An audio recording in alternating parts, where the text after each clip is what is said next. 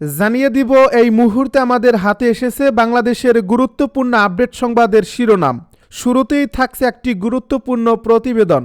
শেখ হাসিনা ও আওয়ামী লীগকে ছাড়া নির্বাচন মানবে না জনগণ, অংশগ্রহণহীন ভোটে বৈধতা সংকটে বাংলাদেশ। এ নিয়ে থাকবে আমাদের একটি বিস্তারিত প্রতিবেদন, তাই সম্পূর্ণ ভিডিও জুড়ে আমাদের সাথেই থাকুন। এবারে জানিয়ে দিব, একটি দল ভোট শুরুর আগেই কেন্দ্র দখলের পরিকল্পনা করছে, জানালো ব্যারিস্টার ফুয়াদ। সবশেষে জানিয়ে দিব তারেক রহমানের সঙ্গে ভারতীয় হাইকমিশনারের বৈঠক। এতক্ষণ শুনছিলেন হাতে থাকা আপডেট সংবাদের শিরোনাম, এবারে বিস্তারিত। তবে তার আগে অনুরোধ রইল ভিডিওটিতে একটি লাইক এবং কমেন্ট করে জানিয়ে দিন ভিডিও সম্পর্কে আপনার মূল্যবান মতামত। আরও জানিয়ে দিন ভিডিওটি কোথা থেকে দেখছেন বা কোন জেলা থেকে দেখছেন। শেখ হাসিনা ও আওয়ামী লীগকে ছাড়া নির্বাচন মানবে না জনগণ, অংশগ্রহণহীন ভোটে বৈধতা সংকটে বাংলাদেশ। শেখ হাসিনা ও আওয়ামী লীগকে বাদ দিয়ে বাংলাদেশে যে কোনো জাতীয় নির্বাচন আদৌ গ্রহণযোগ্য হবে না, এমন বিশ্বাস এখন আর শুধু একটি রাজনৈতিক দলের বক্তব্যে সীমাবদ্ধ নেই, বরং তা ক্রমেই জনমত, রাজনৈতিক বাস্তবতা ও আন্তর্জাতিক পর্যবেক্ষণের একটি কেন্দ্রীয় আলোচ্য বিষয়ে পরিণত হয়েছে। দেশের রাজনীতিতে দীর্ঘ সময় ধরে ক্ষমতায় থাকা, সাংগঠনিকভাবে সবচেয়ে বিস্তৃত ও ভোট ব্যাংকে শক্ত অবস্থান রাখা দল আওয়ামী লীগকে বাইরে রেখে যদি কোনো নির্বাচন আয়োজন করা হয়, তাহলে সেই নির্বাচনের ফলাফল জনগণের কাছে যেমন গ্রহণযোগ্য হবে না, তেমনি তা দেশকে আরও গভীর রাজনৈতিক সংকট, অস্থিরতা ও অনিশ্চয়তার দিকে ঠেলে দেবে। এই আশঙ্কা এখন প্রকাশ্যে উচ্চারিত হচ্ছে বিভিন্ন মহল থেকে। বাস্তবতা হলো, শেখ হাসিনার নেতৃত্বে আওয়ামী লীগ শুধু একটি রাজনৈতিক দল নয়, বরং বাংলাদেশের স্বাধীনতা, পরবর্তী ইতিহাস, রাষ্ট্র পরিচালনা, উন্নয়ন ধারাবাহিকতা এবং আন্তর্জাতিক কূটনৈতিক অবস্থানের সঙ্গে অঙ্গাঙ্গিভাবে জড়িত একটি শক্তি। যার ফলে এই দলকে বাদ দিয়ে নির্বাচন মানেই দেশের একটি বড় অংশের রাজনৈতিক প্রতিদ্বন্দ্বীকে অস্বীকার করা, যা গণতন্ত্রের মৌলিক চেতনাকেই প্রশ্নবিদ্ধ করে। সাধারণ মানুষের মধ্যেও প্রশ্ন উঠছে, যে ব্যালটে নৌকামার্কা থাকবে না, যেখানে দেশের সবচেয়ে বড় রাজনৈতিক শক্তির অংশগ্রহণ নেই, সেখানে তারা কেন ভোট দিতে যাবে, কাকে ভোট দেবে এবং সেই ভোটের মাধ্যমে তাদের মতামত আদৌ কতটা প্রতিফলিত হবে। এই অনাস্থা ও অনীহার পরিবেশে ভোটার উপস্থিতি কমে যাওয়া, নির্বাচনী সহিংসতা বাড়া এবং নির্বাচন পরবর্তী বৈধতা সংকট তৈরি হওয়াই স্বাভাবিক, যা অতীত অভিজ্ঞতায় বারবার প্রমাণিত হয়েছে। আওয়ামী লীগের পক্ষ থেকে স্পষ্ট করে বলা হচ্ছে, শেখ হাসিনাকে এবং দলটিকে বাদ দিয়ে যে কোনো নির্বাচন একতরফা ও সাজানো হবে, যার মাধ্যমে প্রকৃত অর্থে জনগণের রায় প্রতিফলিত হবে না, বরং একটি রাজনৈতিক কাঠামো দাঁড় করানোর চেষ্টা করা হবে। রাজনৈতিক বিশ্লেষকদের মতে, বাংলাদেশের সামাজিক ও রাজনৈতিক বাস্তবতায় আওয়ামী লীগ একটি কিং মেকার নয়, বরং একটি কোর পার্টি, যাকে বাদ দিয়ে দিলে নির্বাচনী সমীকরণই ভেঙে পড়ে। আন্তর্জাতিক মহলেও বিষয়টি গভীরভাবে পর্যবেক্ষণ করা হচ্ছে, কারণ একটি অন্তর্ভুক্তিমূলক নির্বাচন ছাড়া বাংলাদেশে স্থিতিশীল সরকার গঠন কঠিন হবে এবং এর প্রভাব পড়বে আঞ্চলিক নিরাপত্তা, অর্থনীতি ও কূটনীতিতেও।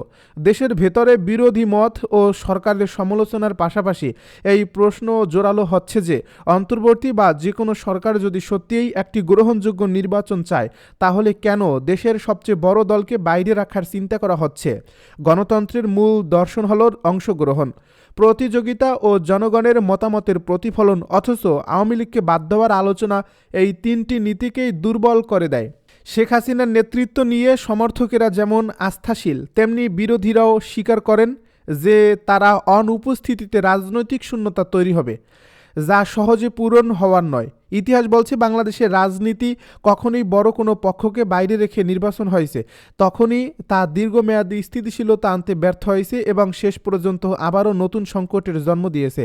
এই প্রেক্ষাপটে জনগণের একটি বড় অংশ মনে করছে, শেখ হাসিনা ও আওয়ামী লীগকে বাদ দিয়ে নির্বাচন করার চেষ্টা মানে জনগণের ভোটাধিকারকে সীমিত করা এবং রাজনৈতিক বাস্তবতাকে অস্বীকার করা। সামাজিক যোগাযোগ মাধ্যম থেকে শুরু করে চা স্টলের আড্ডা পর্যন্ত সর্বত্রই আলোচনার কেন্দ্রে এখন একটাই প্রশ্ন, এই নির্বাচন কার জন্য এবং কাদের বাদ দিয়ে? সাধারণ ভোটারদের ভাষায়, আমাদের পছন্দের দল যদি ব্যালটে না থাকে, তাহলে সেই ভোট আমাদের কি দেবে? এই প্রশ্নের সন্তোষজনক উত্তর এখনও কেউ দিতে পারেনি, যার ফলে নির্বাচন যতই সামনে আসছে, ততই স্পষ্ট হয়ে উঠছে যে শেখ হাসিনা ও আওয়ামী লীগ ছাড়া কোনো নির্বাচন শুধু বিতর্কিতই নয়, বরং তা দেশকে আরও বড় রাজনৈতিক অনিশ্চয়তার দিকে ঠেলে দেবে। যা থেকে বেরিয়ে আসা সহজ হবে না। সব মিলিয়ে বলা যায় বাংলাদেশের বর্তমান রাজনৈতিক বাস্তবতায় শেখ হাসিনা ও আওয়ামী লীগের অংশগ্রহণ ছাড়া জাতীয় নির্বাচন আয়োজন করা মানে জনগণের আস্থা হারানো, গণতন্ত্রের ভিত্তিকে দুর্বল করা এবং ভবিষ্যতের জন্য নতুন সংকটের বীজ বপন করা, যার ফল ভোগ করতে হবে পুরো জাতিকেই। একটি দল ভোট শুরুর আগেই কেন্দ্র দখলের পরিকল্পনা করছে বলছে ব্যারিস্টার ফুয়াদ। ভোটার ও প্রার্থীদের নিরাপত্তা নিশ্চিত না হলে আসন্ন জাতীয় সংসদ নির্বাচন অবাধ ও গ্রহণযোগ্য হবে না মন্তব্য করেছেন বরিশাল ৩ আসনের ১১ দলীয় জোটের প্রার্থী ও আমার বাংলাদেশ পার্টির সাধারণ সম্পাদক ব্যারিস্টার আসাদুজ্জামান ফুয়াদ। শনিবার দুপুরে বাবুগঞ্জ উপজেলার চাঁদপাশা এলাকায় জোটের নেতাকর্মীদের নিয়ে নির্বাচন আচরণ বিধি বিষয়ক এক সভা শেষে সাংবাদিকদের প্রশ্নের জবাবে তিনি এসব কথা বলেন।